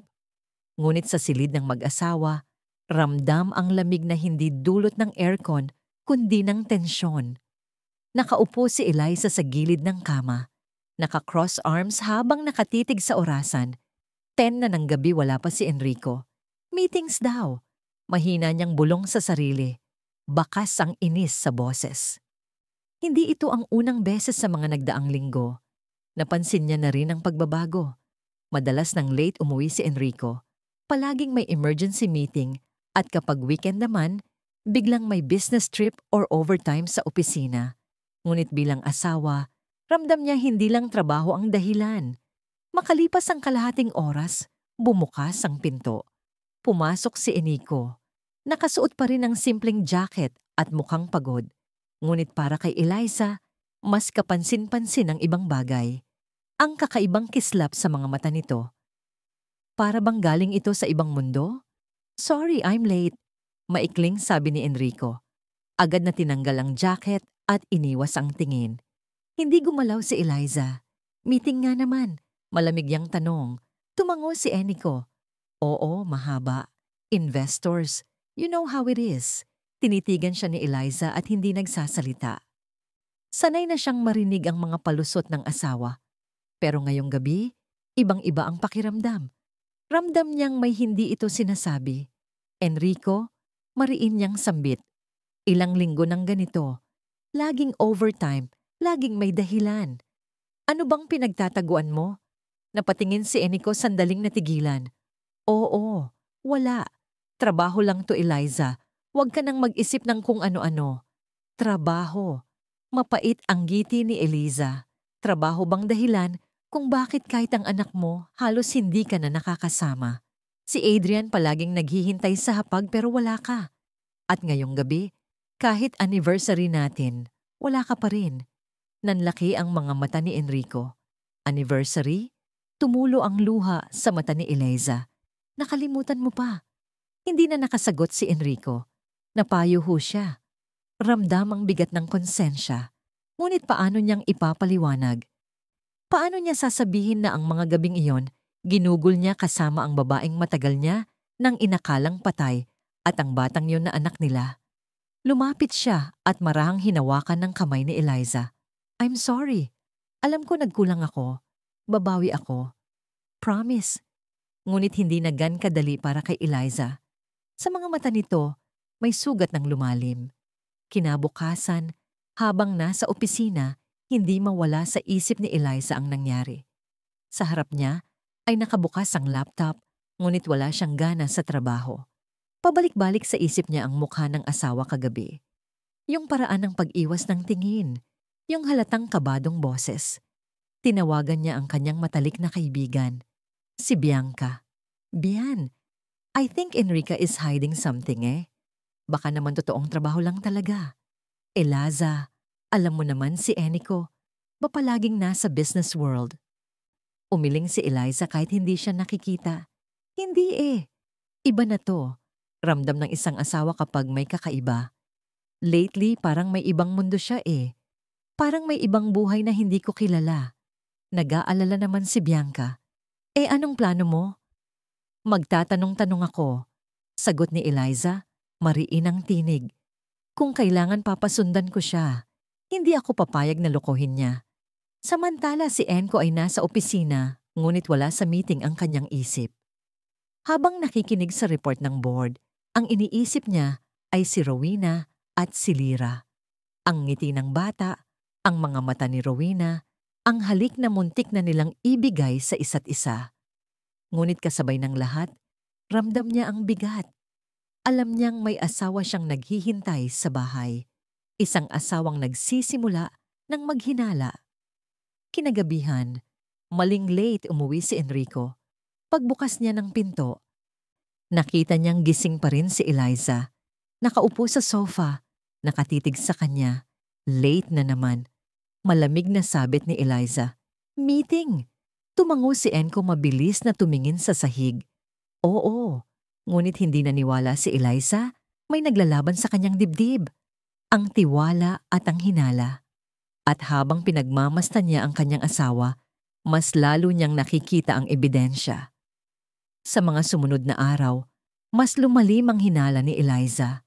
Kapag weekend, umaalis si Enco nang wala man lang pasabi kung saan pupunta. Kapag gabi palaging may excuse. Hanggang sa isang gabi habang hawak niya ang cellphone ni Enrico na naiwan sa mesa, may napansin siyang kakaibang mensahe mula sa assistant nito. Boss, doon po ba ulit kayo pupunta sa Esanita mamaya? Nanlamlamig si Eliza. Isita bulong niya na puno ng pagtataka at sa sandaling iyon tuluyan ng nabuo ang hinala sa kanyang puso. Hindi na siya mapakali hanggat hindi niya nalalaman ang katotohanan. Tahimik ang gabi sa mansyon ng mga Villarreal. Ngunit hindi mapakalis si Elisa. Paulit-ulit niyang binabalikan ang mensaheng nabasa niya sa telepono ni Enrico. Boss, doon po ba ulit kayo pupunta sa Eskinita mamaya? Hindi iyon basta-basang meeting at lalong hindi iyon bagay sa isang bilyonaryo. Bakit pupunta si Enrico sa isang Eskinita? Kinabukasan, habang nag-aalmusal sila, nakaupo si Enrico na tila walang iniisip. Ngunit si Eliza, tahimik naman nakamasid. Sa loob niya may desisyon na siyang ginawa. Kung hindi niya sasabihin ang totoo ako ang hahanap ng sagot. Ilang araw ang lumipas at mali na namang sinabi ni Enrico na may late night meeting. Huwag ka na maghintay, Eliza. Baka gabihin ako. Tumango naman si Eliza. Pero sa loob niya, kumulo ang damdamin. Pagkaalis na hindi ko agad niyang tinawagan si Bianca. Bianca, kailangan ko ng tulong. May papasundan ako ha. Eliza, sigurado ka ba? Delikado yan. Mariing sagot ni Eliza. Mas delikado kung wala akong gagawin. Hindi ko hahayaang lokohin niya ako. Kinagabihan, sumakay si Enrico sa kanyang sasakyan. Dala ang driver at isang bodyguard. Tahimik lang siya sa likod, nakatingin sa bintana. Hindi alam na may nakasunod na sa kanila. 2 kotse ang nakabuntot mula sa di kalayuan, mga tao ni Eliza. Inutusan niya ang magmanman. Tahimik lang ang kanilang pag-usad, pero malinaw ang layunin. Tuklasin kung saan pupunta ang bilyonaryo tuwing gabi. Ma'am, bulong ng isa sa kanila sa telepono. Sinusundan na namin si Sir Indico, papunta siya sa isang makitid na daan sa Tondo. Nanlamig si Eliza sa kabilang linya. Tondo. Hindi niya akalaing doon pumunta ang kanyang asawa. Samantalang si Enrico ay bumaba sa isang eskinita. Nakasuot siya ng simpleng jacket at cap para hindi makalala. Sa bawat takbang ramdam niya ang kaba at pananabik. At sa dulo ng eskinita, naroon ang maliit na unupahan ni Rowena. Pagkabukas ng pinto, sinalubong siya ng ngiti ni Lyra. Kuya, andito ka na. Napangiti si Enco at agad na binuhat ang bata. Na-miss kita, prinsesa. Sa gilid ay nakatayo naman si Rena. Tahimik na nakamasid. Sa bawat pagdating ni Enrico, nararamdaman niyang unti-unting bumabalik ang mga alaala, ang mga damdaming pinilit niyang ibaon. Ngunit kasabay nito, naroon ang takot dahil alam niyang hindi na nila ito kayang itago habang buhay. Sa malayo, nakamasid ang 2 taong inutusan ni Eliza. Nakapark sila sa isang gilid gamit ang binoculars. Bossing! Totoo nga. May pinupuntahan siyang babae dito at may bata pa. Kinuhanan nila ng litrato si Enrico habang yakap si Lyra. Kinuhanan nila ng video ang pagtayo ni Rowena sa tabi niya. Nagulat ang isa. Parang pamilya sila. Kinabukasan, nakaupo si Eliza sa kanyang silid. Hawak ang envelope na ibinigay ng kanyang mga tauhan. Mabigat ang kanyang dibdib habang isa-isang tinitingnan ng mga litrato. Nanroon si Enrico nakangiting buhat si Lyra. Naroon si Rowena, nakatingin sa kanya na parang asawa't ina. At sa bawat larawan, malinaw ang katotohanan. May tinatagong pamilya ang kaniyang asawa. Nanginginig ang kamay ni Eliza habang pinagmamasa ng mga larawan. Hindi niya makilala ang babae agad, ngunit halatang malapit ito kay Enrico at ang bata. Ang paraan ng pagkakahawak ni Enrico rito. Ang ngiti, parang hindi yan simpleng pakikitungo lamang. Diyos ko, bulong niya. Tumulo ang luha sa kanyang pisngi. Ano ang ginagawa mo, Summer Enrico? Dumating si Bianca kinagabihan at agad siyang sinalubong ng luha ang si Eliza. Eliza, anong nangyari? Hindi na siya nagsalita. Ipinakita niya ang mga litrato. Isa-isang tiningnan ni Bianca at napasinghap. Eliza, may ibang pamilya nga siya. Halos mabasag ang puso ni Eliza sa narinig. Musika. Akala ko ako ng mundo niya. Akala ko akong pinili niya. Pero bakit ganito? Niyakap siya ni Bianca pero wala itong salitang makakapagpagaan ng bigat sa dibdib ni Eliza. Samantala, hindi pa rin alam ni Enrico na tuluyan ng mababasag ang mundo ng kanyang asawa. Patuloy pa rin siyang bumibisita kay Rowena at Lyra. Hindi inaalintana ang panganib. Ngunit sa likod ng lahat, may paparating na unos. Isang asawa na handang lumaban para sa katotohanan. Tahimik ang gabi sa mansyon ng mga Villarreal. Ngunit sa loob ng silid, parang may bagyong hindi kayang tigilan. Nakaupo si Eliza sa gilid ng kama. Hawak ang envelope ng mga litrato. Mga ebidensya ng pagtataksil na ayaw niyang paniwalaan, ngunit malinaw na nakikita ng kanyang mga mata. Pagdating na Enrico, agad niyang napansin ang kakaibang titig ng asawa. Nakaupo ito. Namumugto ang mata at sa tabi niya nakakalat ang mga larawan. Nanlamig siya. Mahina niyang sambit pero walang kasunod na salita. Tumayo si Eliza, nanginginig at isa-isang itinaas ang mga litrato. Ano to, Enko? Sinong babaeng to? At bakit yakap-yakap mo ang batang yan na parang sarili mong anak? Hindi agad nakasagot sa Enrico. Parang tinutusok ng libu-libong karayom ang kanyang dibdib. Hindi niya inasahan na ganitong kabilis madidiskubre ang lahat. Eliza, please pakinig ka muna. Annie at nanginginig ang tinginig. Ngunit hindi nakinig si Eliza. Tumulo ang luha nito habang nanginginig ang mga kamay. Pinagkatiwalaan kita. Enko, pinili kita. Pinuhos ko ang lahat sa'yo. At ito ang kapalit. May pamilya ka pala sa likod ko. Lumapit si Enchico. Pilit na inaabot ang mga kamay niya. Hindi to ganun, Eliza. Hindi ka sinasadya. Hindi ko ito plenano. Hindi mo sinasadya.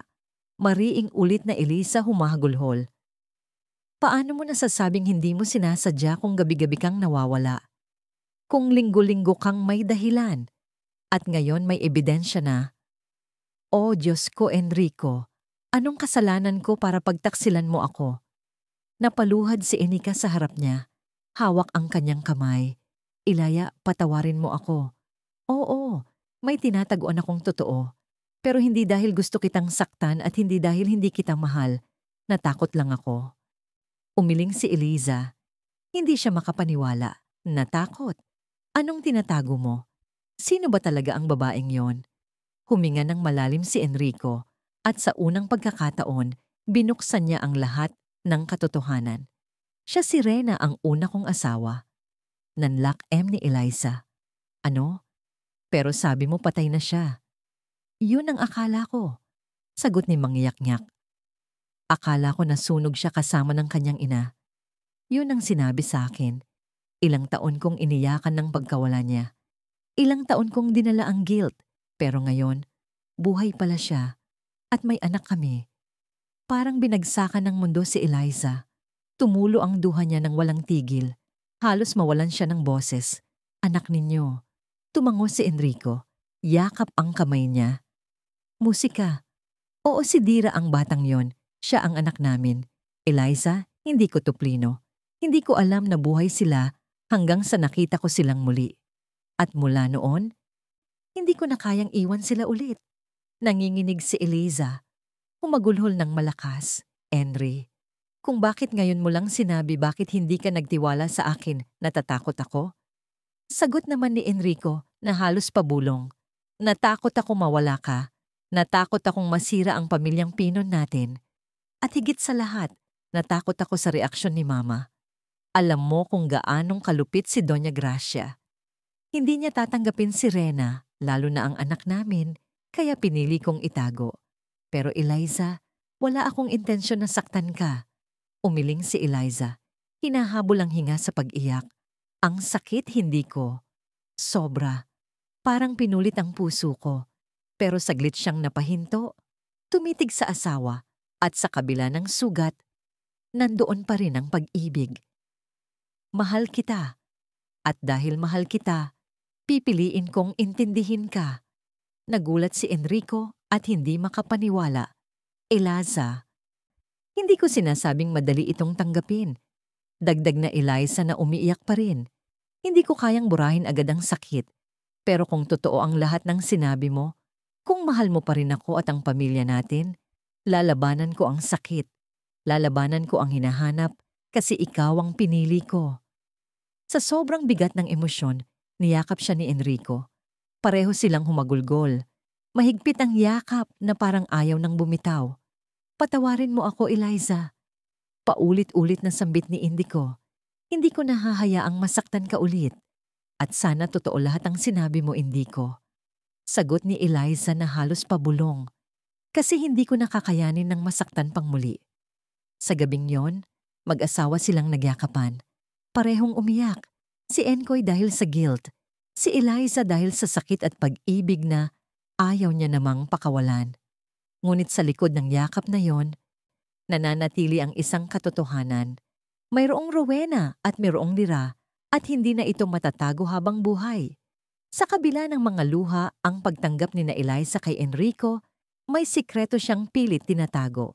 Sa bawat araw na lumilipas, lalo niyang naramdaman ang unti-unting panghihina ng kanyang katawan. Ngunit pinili niyang huwag ipaalam. Hindi sa asawa, hindi kay Adrian at lalo hindi sa kahit kanino. Isang umaga, habang nakaupo siya sa bintana ng kanilang silid, tahimik niyang tinitingnan ng mga dahon na huhulog sa hardin. May hawak siyang maliit na bote ng gamot. Pilit na nilulunok ang mapait na tableta. Nang dumating si Enchico, agad niya itong tinago sa bulsa ng kanyang bisida. "Good morning, honey." Bati ni Indico halatang pinipit ang ngiti. "How are you feeling today?" Ngumiti si Eliza at kunwari walang problema. "I'm fine. Wala naman." "Ikaw may meeting ka na naman mamaya." Tumango si Enrico. Umupo sa tabi niya. Oo, pero hindi ako magtatagal. I'll make sure na makakauwi ako ng maaga. Gusto kong makabawi sa inyo ni Adrian." Hinawakan ni Eliza ang kamay ng asawa at ngumiti, kahit sa loob-loob niya'y may mabigat na kirot. Kailan kaya ang tamang oras para sabihin sa kanya ang totoo sa ospital? Ilang araw bago iyon nakatanggap si Eliza ng resulta ng kanyang medical tests. Nakaupo siya sa harap ng doktor. Nanginginig ang mga kamay. "Mrs. Villarreal," sabi ng doktor sa seryosong mukha, "I'm afraid the results are not good. Meron kang ovarian cancer." Stage 3. Parang nabingi si Eliza. Ang buhok sa silot at halos mawalan siya ng hininga. Cancer. Tumango ang doktor. Bakas ang awa sa mata. "Oo, pero huwag kang mawalan ng pag-asa. May mga treatments pa naman tayong pwedeng gawin. Chemotherapy, radiation. Pero kailangan mo ng suporta, lalo na ng pamilya mo." Musika. Napaluha si Eliza ngunit parain siyang humiling. Hindi pwede. Hindi pwedeng malaman nila. Lalo na si Enrico. Sapat na ang sakit na nadala ko sa kanya. Hindi ko na kayang dagdagan pa. "Mrs. Ferrial, hindi mo kayang harapin ito ng mag-isa." Mariing, sabi ng doktor. Ngunit tumayo si Eliza at pinunasan ng duha. "Kung ito ang kapalaran ko, tatanggapin ko. Pero hindi ko hahayaan na magbago ang tingin nila sa akin. Hindi ako magiging pabigat sa pamilya ko." Mula noon, tinago niya na ang lahat. Sa bawat gabi kapag tulog na sina Eno, Adrian, dumiretso siya sa banyo. Sinusuka ang mga tabletang mahirap lunukin, umiiyak. Sa bawat umaga, tahimik lang. Pinipilit niyang ngumiti kahit ang katawan niya ay halos bumigay na. Isang gabi habang nagdi-dinner silang pamilya, napansin ni Adrian ang ina. "Mommy, bakit ang hina ng kain mo?" Tanong ng bata. Puno ng inosente. Napangiti naman si Eliza at pinilit magpakatatag. Diet lang anak para sexy pa rin si Mommy. Natawa si Adrian. Hindi alam ang katotohanan. Ngunit si Enrico nakatingin ng mabuti. Napansin niyang pamumutla ng asawa ang unti-unting pagbagsak ng timbang. "Eliza," mahina niyang sabi matapos silang maghapunan. "Sigurado ka bang ka lang? Para kasing parang maiba." Umiling si Eliza at mabilis nang ngumiti. "Huwag kang mag-alala. Baka stress lang sa trabaho. Hindi mo na kailangang dagdagan pa ang iniisip mo." Ngunit sa kanyang puso, alam niyang niloloko lang niya ang sarili. Sa isa pang gabi, habang naglalakad siya mag-isa sa hardin, tiningnan niya ang buwan. Pumikit siya at mahigpit na yumakap sa kanyang sarili. "Kung ito ang kapalaran ko, tatanggapin ko. Pero Diyos, sana bigyan mo pa ako ng sapat na oras. Hindi para sa akin kundi para sa kanila. Para kay Enrico at higit sa lahat, para kay Adrienne. Hindi pa ako handa na iwan sila." Naglakad siya pabalik sa sirit. Ngunit sa kanyang hakbang, biglang nanghina ang kanyang tuhod. Muntik na siyang matumba. Ngunit mabilis siyang nakahawak sa poste ng balkonahe. Hindi ngayon. Bulong niya na pinipilit ang sarili. Samantala, si Enrico ay lalong nagiging maingat. Sa tuwing kasama niya sina Rowena at Lyra, pilit niyang pinapaikli ang oras para hindi mahalata ni Eliza. Ngunit sa puso niya ramdam niya ang guilt at ang bigat ng dala.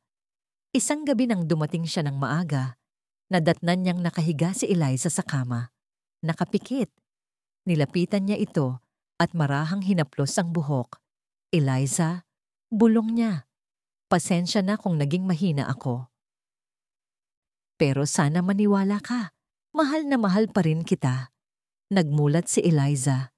Pinilit ngumiti kahit halos hindi na makagalaw. "Mahal din kita, Enik, at kahit ano pang mangyari, pipiliin pa rin kitang intindihin." Tumulo naman ang luha ni Enko niyakap ang asawa. Ngunit si Eliza sa kanyang puso, alam niyang hindi na magtatagal ang oras niya. Sa mga sumunod na araw, mas lalong lumala ang kanyang kalagayan. Ngunit imbes na magpatingin muli o magsabi kay Enrico, mas pinili niyang magtago. Dinoble niya ang tapang at lakas kaharap ang mga pamilya. Ngunit sa bawat oras na siya'y mag-isa, dumadaloy ang mga luha at sakit na pilit niyang nilalaban. At sa dilim ng kanyang labi, paulit-ulit ang kanyang panalangin. "Diyos ko, kung darating ang oras, sana hindi nila masaktan ng sobra. Sana maging matatag si Enrico. At sana magabayan ninyo si Adrian." Mabilis ang paglipas ang mga araw at kasabay nito ay hunti-hanting umiina si Eliza. Ang sakit na matagal niyang tinatago ay nagsimulang lumantad sa kanyang katawan. Mas madalas sa pagkahilo, pamumutla, at ang ibig sabihin ng katawan na halos hindi niya na makayanan. Ngunit kahit ganoon, pinipilit niyang umiti tuwing kaharap si Naatan. Isang gabi, habang mahinahon na natutulog si Enrico, sa tabi niya, bumangon si Eliza ng dahan-dahan. Maingat siyang naglakad, papunta sa study room, dala ang maliit na kahon na matagal niya nang tinatago. Binuksan niya ito at inalabas ang ilang papel, tinta, at sobre. Huminga siya ng malalim, tumitig sa blangkong papel at sinimula ng pagsusulat. "Mahal ko ang ino. Kapag nabasa mo ito, malamang wala na ako. Huwag kang malungkot at huwag mong sisihin ang sarili mo. Matagal ko na itong alam pero pinili kong itago. Alam kong may mga pagkukulang ako pero sana maisip mong ginawa ko ang lahat para maging matatag para sa inyo ni Adrian. Una sa lahat, salamat. Salamat dahil minahal mo ako. Pinili mo ako kahit hindi ako ang una mong pag-ibig. Naging masaya ako dahil pinili mong buuin ang pamilya natin. Hindi naging madali, pero hindi rin naging kulang ang pagmamahal mo. Pangalawa, patawarin mo ako kung itinago ko ang sakit na ito. Ayoko makita mo ako naghihirap. Ayoko maging pabigat sa'yo. Lalo na sa mga panahong alam kong mabigat na rin ang dinadala mo. At panghuli, sana maintindihan mo ang isusulat ko ngayon. Baka ito na ang paraan ng Diyos para ayusin ang lahat. Baka ito na ang dahilan kung bakit ako tinawag niya ng mas maaga. Hindi ko. Bumalik ka kay Rowena. Alam kong siya ang unang babaeng minahal mo. Alam kong hanggang na ngayon, may bahagi ng puso mong hindi nawala para sa kanya. At alam kong may anak kayo. Huwag mo siyang talikuran. Huwag mong talikuran ang anak ninyo. Hindi ko ito kahinaan. Hindi ko. Ito'y biyaya. Baka ako'y ginawang daan ng Diyos para hindi mo tuluyang kalimutan ang unang minahal mo. Baka ako ang naging tulay para balang araw. Muling buuin mo ang pamilya na para sao talaga. Salamat sa lahat, Tiko. Mahal na mahal kita. Kahit sa kabilang buhay, dadalhin ko ang mga alaala natin at ipagdarasal ko na magiging masaya ka kahit hindi na ako ang kasama mo. Eliza. Habang sinusulat ang bawat salita, tumutulo ang luha ni Eliza. Nanginginig ang kanyang kamay, ngunit mariin ang kanyang puso sa pagsasabi ng katotohanan. Matapos niya itong isulat, marahan niyang inilagay sa sobre. Isinara at ipinasok sa kahon na nakalaan lamang para kay Eniko. Sa tabi ng sulat, inilagay niya ang maliit na pendant na regalo sa kanya ni Eniko noong kasal nila. Ito ngang alaala natin, bulong niya habang pinupunasan ng duha. Kinabukasan, lalo pang lumala ang kanyang kalagayan. Halos hindi na siya makatayo. At si Enrico naman laging nasa tabi niya, hawak ang kanyang kamay. Hindi niya alam ang buong katotohanan ng sakit ng asawa, pero ramdam niyang may kakaiba. Eliza, bakit hindi mo sinasabi sa akin kung ano talagang nararamdaman mo? Tanong ni Enrico at puno ng pag-aalala. Ngumiti si Eliza. Pinilit maging matatag. Huwag kang mag-alala. Hindi ko ang mahalaga. Kasama kita. Sa gilid nakatingin si Adrian. Hawak ang laruan niyang kotse. Mami, huwag kang mawawala ha. Inosenteng tanong ng bata. Napaluha naman si Eliza at niyakap ang anak. Hindi kita iiwan anak. Lagi akong nandito Ngunit sa puso niya alam niyang hindi na magtatagal.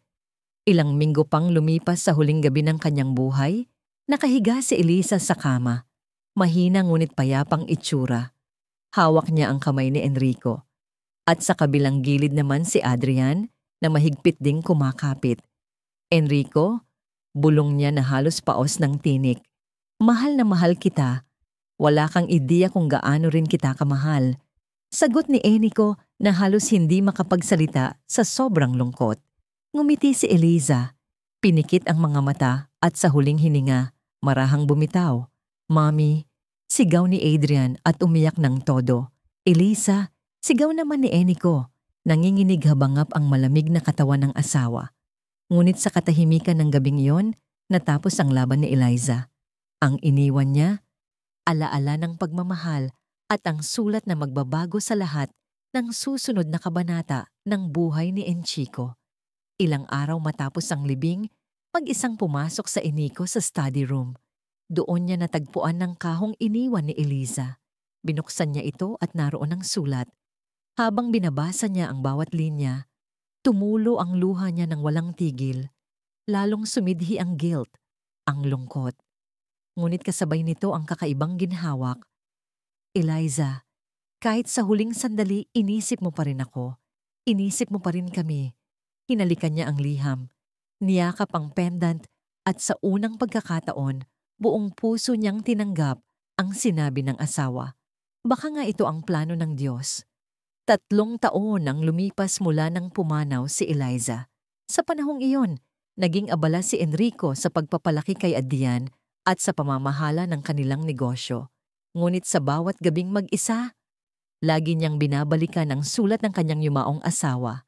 Ang paalala na baka ang plano ng Diyos ay ibalik siya sa una niyang minahal. Ngayon, isang espesyal na araw, graduation ni Lyra. Nasa entablado si Lyra, nakasuot ng toga at medalya.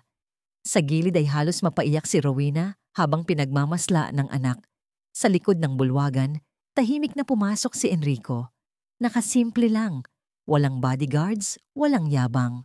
Nang tawagin si Lyra para tanggapin ng medalya, nagtagpo ang kanilang mga mata ni Enrico. Sandaling tila huminto ang oras. Si Rowena napatigil. Si Ando hindi makapagsalita. Pareho nilang ramdam na dumating na ang tamang panahon. Matapos ang seremonya, masayang yumakap si Lyra sa kanyang ina. Nanay, top of the class ako. Tumulo naman ang luha ni Rowena. Oo nga anak, ang galing mo. Bigla namang lumapit si Indico at napansin siya ni Lyra. Papa, sigaw ng bata. Tumakbo ito at yumakap ng mahigpit. Halos mapaiyak naman si Enrico. Congratulations, prinsesa ko.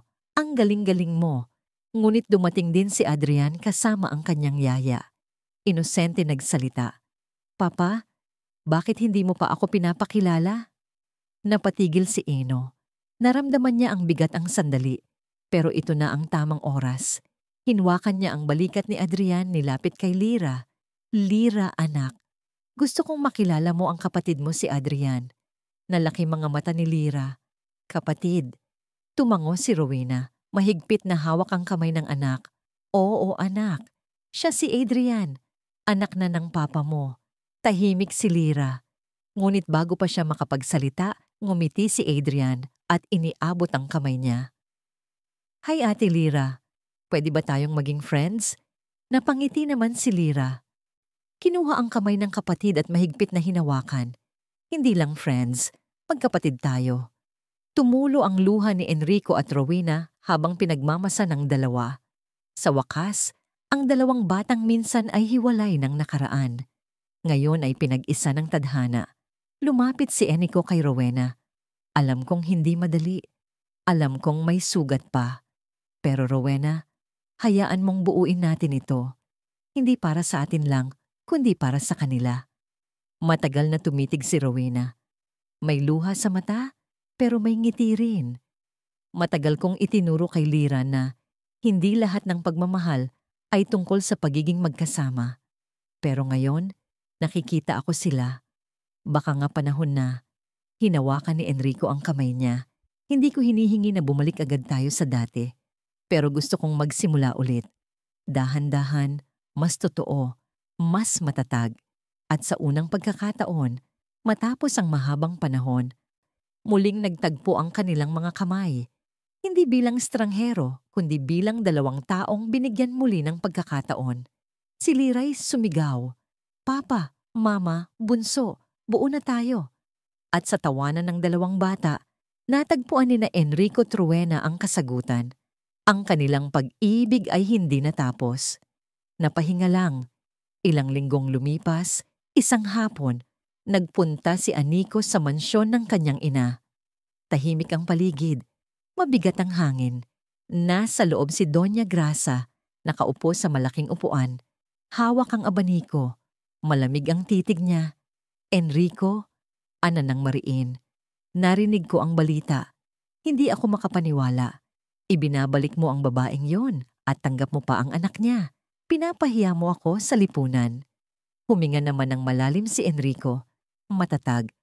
Oo, Mama. At hindi ako nagsisisi. Si Rowena at si Dira ay pamilya ko. At si Adrian, kailangan ng kapatid at ina.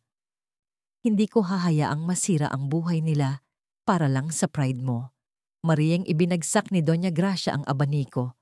Kung ganyan ang desisyon mo, kalimutan mo na ako'y iyong ina. Wala ka ng karapatan sa pangalan ko. Napalunok si Enrico, ngunit hindi siya natakot. Kung iyon ang tingin mo, tatanggapin ko.